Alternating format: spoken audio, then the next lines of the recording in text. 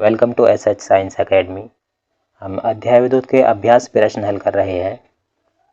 प्रश्न है, किसी प्रतिरोधक के सिरों के बीच विभवांतर V के विभिन्न मानों के लिए उससे प्रवाहित विद्युत धाराओं I के संगत मान आगे दिए गए हैं।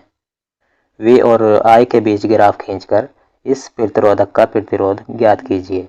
किसी प्रतिरोधक के सिरों के बीच विभवांतर के अलग अलग मानों के लिए उससे प्रवाहित धाराओं I के संगत मान दिए गए हैं, तो हमें V और I का ग्राफ बनाकर प्रतिरोधक का प्रतिरोध निकालना है। तो सबसे पहले हम V और I के बीच ग्राफ बनाते हैं इस तरह से।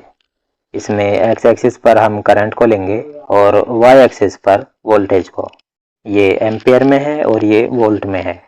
जब करंट 0.5 एम्पियर है तो वोल्ट है 1.6 लगभग इस पॉइंट पर, और जब करंट 1 एम्पियर है तो वोल्ट है 3.4 यानी इस पॉइंट पर। इसी तरह जब करंट 2 एम्पियर है तो वोल्ट है 6.7 और 3 एम्पियर करंट के लिए वोल्ट है 10.2 इस बिंदु पर, और 4 एम्पियर करंट के लिए वोल्ट दिया है 13.2 यानी इस बिंदु पर। अब इन बिंदुओं को मिलाएंगे तो इसका ग्राफ कुछ इस तरह का बनेगा। जब आप इसे ग्राफ पर बनाएंगे तो ये और भी एक्यूरेट बनेगा। अब इसकी जो ढाल है यानी जो इसका स्लोप है वही इसका प्रतिरोध होगा, क्योंकि इसका स्लोप क्या होता है, परपेंडिकुलर अपॉन बेस। तो इसका प्रतिरोध यानी R बराबर क्या होगा, V/I।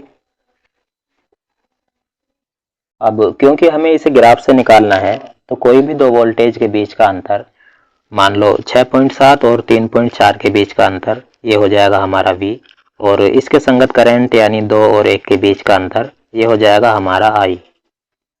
तो ये हो जाएगा R बराबर V का मान 6.7 माइनस 3.4